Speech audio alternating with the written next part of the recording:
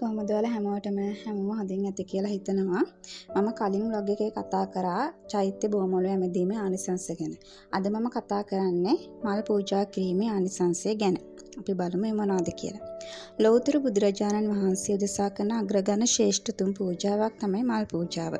මේ පූජාවෙන් මෙවැනි ඵල විපාක ලැබෙනවා යනුවෙන් කර්මඵල විශ්වාසයෙන් නිවන් සම්පත් ලැබේවා යන පැතුමින් පින්කම සිදු කළොත් නිවන් දකිනතුරු සැප විපාක ලැබෙනවා. පදුම හිමි පෙර ජීවිතයකදී පදුමුත්තර බුදුරජාණන් වහන්සේ ප්‍රමුඛ මහා සංඝ රත්නයට එක දවසක් එක සුවඳ හමන ලස්සන පිළිමක් පූජා කළා. ඒ මල් පූජා කිරීමේ ආනිසංසයේ වශයෙන් මල් පෙති ගණනට සක්දිව් රජ බවට පත් වෙලා ඉපදිලා තියෙනවා. 700 වතාවක් පෘථිවි රාජ්‍ය කළ බව සඳහන් වෙනවා. අවසානයේ නිවන් සුව ලැබීමටද හේතු වෙලා තියෙනවා. නියොත්පල මාලි කියලා හාමුදුරුවෝ නමක් හිටියා. විපස්සී බුදුරජාණන් වහන්සේගේ කාලේ.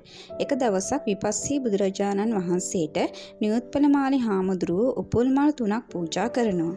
ඒ ආනිසංස විදිහට කල්ප 91ක් දුගතියකට ගියේ නෑ කියලා ඒ පිනෙන් උන්වහන්සේ 300 වතාවක් සක්දෙව් රජ බවට පත් වෙලා තියෙනවා කියලා අවසානයේ නිවන් දැකීමටද මේ පින හේතු වෙලා තියෙනවා කියලා ධර්මයේ පොත්පත්වල සඳහන් වෙනවා.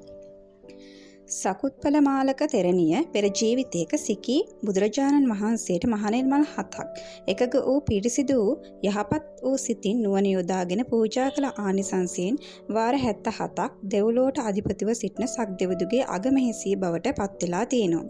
ඒ මලේ පාට හා සුවඳ ඇයට හැම ජීවිතයකදීම ලැබිලා තියෙනවා. මල් පූජා කිරීමේ ආනිසංස ලෙස මහත් භෝග සම්පත් එක්කව ඉපදෙනවා.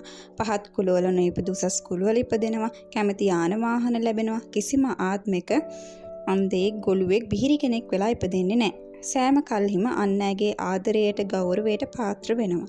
උසස් කීර්ති ප්‍රශංසා ඇත්තෙක් වෙනවා. ඥාතීන් අතර ශ්‍රේෂ්ඨ කෙනෙක් බවට පත් වෙනවා. උෂ්ණාදික සිරුරක් හිමි වෙන්නේ නැහැ. කායික සුවය, මානසික සුවය, චිත්ත ඒකාග්‍රතාවය ලැබෙනවා. එහෙනම් දිනපතා කරන මේ පින්කම කතරම් ආනිසංසයක් අපිට ගෙන දෙනවා ඇතිද? ඉතින් මේ පින්කම ආවට ගියාට කරන්න එපා. ශ්‍රද්ධාව ගුණ මතු කරගනිමින් පිරිසිදු දෑතින් නෙලාගත් මල් නිසි පරිදි පැන්නිසි ඉතිපිසෝ ගාථාව සජ්ජායනා කර බුද්ධ ශාසනය මත රැගෙන යන්නේ. මේ මල් බුදුරජාණන් වහන්සේට පූජා කරමි පූජා වේවා යනුවෙන් සිත පහදවාගෙන ලැබෙන පින මටත් මියගිය ඥාතීන්ටත් දෙවියන්ටත් නිවන සැප ලැබේවායි කියා සිතා මල් පූජා කරන්න. බුදුරජාණන් වහන්සේ උදෙසා කරන මේ පින මෙපමණයි කියා කියන්න බෑ. දිනපතා උදේ සවස මල් වට්ටියක් බුදුරජාණන් වහන්සේට පූජා කරන්න. නිතරම මෛත්‍රී වඩන්න. බණ පොත් කියවන්න. ඒ වගේම මං අහලා තියෙනවා බණ කතාවක පන්සලේ වුණත් පූජා කරලා තියෙන මල් වලට අපි පැන් නිහින්නේ නැහැ. පූජා කරලා තියෙන මල් වලට පැන් නිහිනකොට ඒ මල් වල ආයු කාලය වැඩි වෙනවා. ඒ වගේම අපි පූජා කරලා තියෙන මල් වලට පැන් නිස්සොත් එහෙම අපේ ආයුෂත් වැඩි වෙනවා කියලා මම මේ බණ කතාවේ ඇහුවා. ඉතින් පන්සලට ගියොත් එහෙම පූජා කරලා තියෙන මල් වලටත් ඔයාලා පැන් ටිකක් ඉහින්න. එතකොට ඒක ඔයාලගේ ජීවිතේට වැදගත් වෙනවා. ඉතින් ඒ පුණ්‍ය කර්මය ආයුෂ වැඩෙන පින්කමක් වගේම ඒ ආනිසංස ගැන අපි දැනගෙන ඉන්නකොට දැනගෙන මේ පින කරනකොට අපිට ලැබෙන දේවලුත් ගොඩක් වැඩි.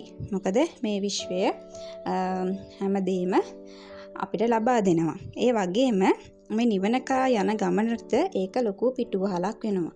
අපි වැරදි නොකර හරි විදිහට ජීවත් වුණොත් කාටවත් වැරද්දක් නොවන විදිහට අපි හිටියොත් ස්වභාව ධර්මයේ පව අපිට පිහිට වෙනවා. ඉතින් මේ මල් පූජා කරන එකත් අපිට දිනපතාම කරන්න පුළුවන් ආනිසංස වැඩෙන පින්කමක්. ඉතින් හැම දිනාටම උදේ සවස මල් වට්ටියක් පූජා කරන එක අමාරු දෙයක් නෙමෙයි. ඉතින්